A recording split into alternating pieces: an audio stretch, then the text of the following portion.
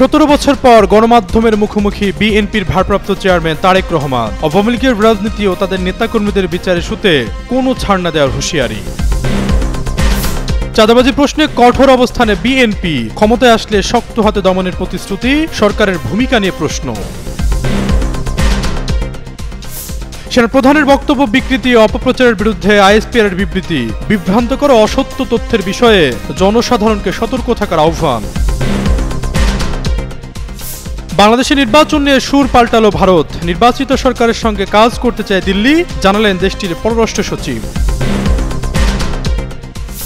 ঐক্যমত্য কমিশনের বৈঠকে মুখোমুখি অবস্থানে জামায়াত বিএনপি, গণভোট ইস্যুতে তৈরি হয়েছে নতুন সংকট, শীঘ্রই চূড়ান্ত প্রতিবেদন জমা দেওয়ার কথা বলছে কমিশন। দেড় দশকেরও বেশি সময় ধরে একচেটিয়াভাবে ক্ষমতা ধরে রাখা, এরপর 2024 সালের জুলাই গণ অভ্যুত্থানের মধ্য দিয়ে শেখ হাসিনার নেতৃত্বাধীন আওয়ামী লীগ সরকারের পতন। এখন বিতর্কিত কর্মকাণ্ডের জন্য পুরোপুরি কোণঠাসা এই রাজনৈতিক দলটি নিষিদ্ধ রয়েছে কার্যক্রম। এতে ত্রয়োদশ জাতীয় সংসদ নির্বাচনেও অংশ নিতে পারছে না এই দল। এবার আওয়ামী লীগের রাজনীতি ইস্যুতে গণমাধ্যমের মুখোমুখি হন বিএনপির ভারপ্রাপ্ত চেয়ারম্যান তারেক রহমান। কার্যক্রম স্থগিত এই দলটির রাজনীতি করা নিয়ে জানালেন নিজের অবস্থান। সোমবার ব্রিটিশ ভিত্তিক সংবাদ মাধ্যম বিবিসি বাংলাকে দেয়া এক সাক্ষাৎকারে তারেক রহমান জানান, 17 বছর ধরে প্রবাস জীবনে আছেন তিনি। 1-11 সরকারের সময় যেই শারীরিক নির্যাতন তার উপরে হয়েছিল, তারপরে চিকিৎসার জন্য তিনি লন্ডনে যান। সে সময় বাংলাদেশে ছোট ভাই, সুস্থ মাকে রেখে আসলেও আওয়ামী লীগ শাসনামলে বদলে যায় পুরো চিত্র। ফেলে আসা ঘর থেকে বিতাড়িত হয় পুরো পরিবার। মারা যান তার ছোট ভাই আরাফাত রহমান কোকো। মানসিক এবং শারীরিক নির্যাতনের শিকার হয়ে অসুস্থ রয়েছেন খোদ দলের চেয়ারপারসন খালেদা জিয়া। বিএনপির ভারপ্রাপ্ত চেয়ারম্যান বলেন, এরকম কাহিনী বাংলাদেশের শত না হাজার হাজার পরিবারের, যাদের ঘর বাড়ি ধ্বংস করে দেওয়া হয়েছে, হ্যান্ডকাফ পরা অবস্থায় হাসপাতালের বারান্দায় মারা গেছে, তা না হলে হ্যান্ডকাফ পরা অবস্থায় জেলের ভেতরে মারা গেছেন, সহায় সম্পত্তি ধ্বংস করে দেওয়া হয়েছে। এসব অন্যায়, এসব হত্যা, এসব নির্যাতনের জন্য যারা দায়ী, যারা এসবের হুকুম দিয়েছে, তাদের প্রত্যেকের বিচার হতে হবে। আওয়ামী লীগ রাজনীতি করতে পারবে কিনা এমন প্রশ্নের জবাবে তিনি বলেন, দল হিসেবে আওয়ামী লীগ যদি অন্যায় করে থাকে তাহলে দেশের আইন অনুযায়ী তার বিচার হবে। দেশের আইন সিদ্ধান্ত নেবে, অন্যায়কারীর বিচার হতে হবে, সেটি ব্যক্তি হোক, সেটি দলই হোক। জনগণ যদি সমর্থন না করে কোনো রাজনৈতিক দল বা রাজনৈতিক সংগঠনকে, তাদের টিকে থাকার কোনো কারণ নেই। জনগণের সিদ্ধান্তের উপরে আস্থা রাখতে চান বলে সাফ জানিয়ে দেন তারেক রহমান। তামজিদ মির্জা, যুগান্তর নিউজ। একদিকে নির্বাচনের প্রস্তুতিতে সরব বিএনপি, অন্যদিকে চাঁদাবাজি, দখল সহ বিভিন্ন অভিযোগে অভিযুক্ত দলীয় নেতাকর্মীদের বিরুদ্ধে সোচ্চার রয়েছেন দলের হাইকমান্ড। এখন পর্যন্ত এমন সব অভিযোগে 7,000-এর মতো নেতাকর্মীর বিরুদ্ধে দলের পক্ষ থেকে নেওয়া হয়েছে সাংগঠনিক ব্যবস্থাও। এবার বিভিন্ন অভিযোগে অভিযুক্ত এমন নেতাকর্মীদের ইস্যুতে প্রশ্ন করা হয় বিএনপির ভারপ্রাপ্ত চেয়ারম্যান তারেক রহমানকে। উত্তরে বলেন, এমন অনেক অভিযোগ তাদের কাছে এসেছে, অভিযোগগুলো তদন্ত করা হয়েছে, তদন্ত করার পর বেশ কিছু বিষয় পেয়েছেন তারা। সোমবার ব্রিটিশ ভিত্তিক সংবাদ মাধ্যম বিবিসি বাংলাকে দেয়া সাক্ষাৎকারে তারেক রহমান বলেন, স্বৈরাচারের সময় সারা দেশে বিএনপির প্রায় 50 লাখের বেশি নেতাকর্মীর নামে বিভিন্ন রকম গায়েবী মিথ্যা মামলা দেয়া হয়েছিল। এতে বহু নেতাকর্মী তাদের ঘর বাড়িতে থাকতে পারত না, তাদেরকে বিভিন্নভাবে পালিয়ে থাকতে হতো। এই সুযোগে স্বৈরাচার তাদের ব্যবসা বাণিজ্য, দোকানপাট, ঘর বাড়ি, পুকুর দখল করে নিয়েছিল। আগস্টের 5 তারিখে স্বৈরাচারের সাথে পালিয়ে যায় তাদের দোসররা। তখন স্বাভাবিকভাবেই এসব সম্পত্তি ফেরত চাইতে গেলে কিছু লোক প্রচার করেছে যে বিএনপির লোকজন দখল করছে। তদন্তের পর এমন অনেক ঘটনাই বিএনপির হাইকমান্ড পেয়েছে। 5 আগস্টের পরে বিএনপির অনেক নেতাকর্মীর বিরুদ্ধে চাঁদাবাজির অভিযোগ নিয়ে প্রশ্ন করা হলে জবাবে দলের ভারপ্রাপ্ত চেয়ারম্যান জানান, এমন কিছু ঘটনা ঘটেছে, এমনকি দলের পক্ষ থেকে ব্যবস্থাও গ্রহণ করা হয়েছে। যাদের বিরুদ্ধে অভিযোগের সত্যতা পাওয়া গেছে তাদের বিরুদ্ধে ব্যবস্থা নেওয়া হয়েছে, কিন্তু পুলিশিং করা তো আর দলের কাজ না। সরকারের প্রতি প্রশ্ন তুলে তারেক রহমান বলেন, যাদের কাজ পুলিশিং করা, তারা কেন তাদের কাজটি করছে না? বিএনপির এই শীর্ষ নেতা আরো বলেন, বিএনপি সরকার গঠন করলে দলের কোন নেতাকর্মী তখনও যদি এরকম অনৈতিক কাজে সম্পৃক্ত হয় তবে তার বিরুদ্ধে ব্যবস্থা নেওয়া হবে। দল তার পক্ষে থাকবে না, এছাড়া দেশের আইন শৃঙ্খলা বাহিনী তারা তাদের মতোই কাজ করবে। তামজিদ মির্জা, যুগান্তর নিউজ। সম্প্রতি সামাজিক যোগাযোগ মাধ্যমে বাংলাদেশ সেনাবাহিনীর প্রধান জেনারেল ওয়াকরুজ্জামানের একটি বক্তব্যকে বিকৃতভাবে উপস্থাপন করে বিভ্রান্তকর তথ্য প্রচার করা হচ্ছে, যা একটি উদ্দেশ্যমূলক অপপ্রচার। সোমবার আন্তঃবাহিনী জনসংযোগ পরিদপ্তর আইএসপিআর এক সংবাদ বিজ্ঞপ্তিতে বিভিন্ন সময়ে বাহিনীকে নিয়ে বানোয়ার তথ্য প্রচারের অভিযোগ তুলে দেশবাসীকে সতর্ক থাকার আহ্বান জানিয়েছে।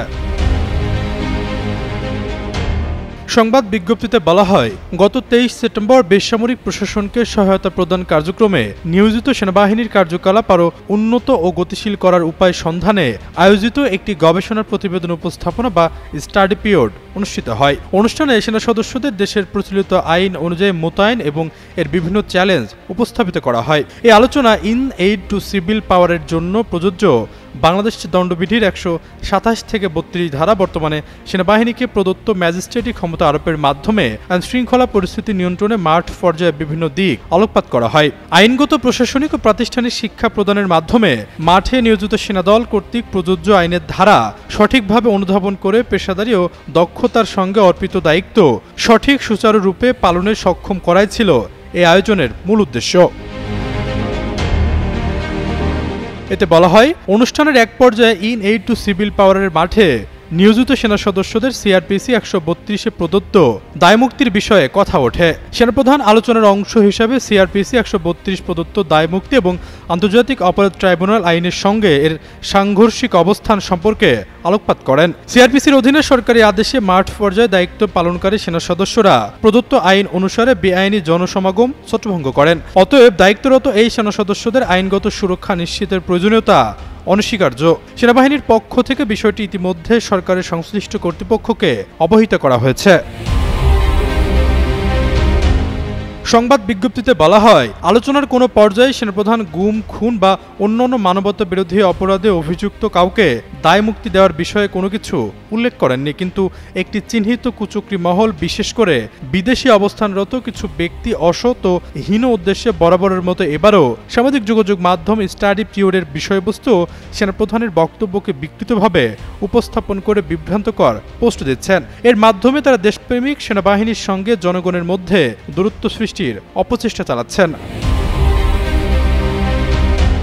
বাংলাদেশ সেনাবাহিনী সর্বদা সংবিধান, রাষ্ট্রের আইন ও জনগণের প্রতি দায়বদ্ধ থেকে পেশাদারি ও শৃঙ্খলার সঙ্গে দায়িত্ব পালন করে আসছে এবং ভবিষ্যতেও তা অব্যাহত রাখবে বলে সংবাদ বিজ্ঞপ্তিতে উল্লেখ করা হয়। এতে আরও বলা হয়, একটি অসাধু কুচক্রী মহল সামাজিক যোগাযোগ মাধ্যমে সেনাবাহিনীর প্রধানের বক্তব্য বিকৃতি করে যে মিথ্যা ও বিভ্রান্তকর প্রচারণা চালাচ্ছে তা সম্পূর্ণ উদ্দেশ্য প্রণোদিত ও ভিত্তিহীন। এমন অবস্থায় এই ধরনের বিভ্রান্তিকর অসত্য তথ্যের প্রতি সতর্ক থাকার জন্য জনসাধারণকে বিনীতভাবে অনুরোধ জানানো হচ্ছে।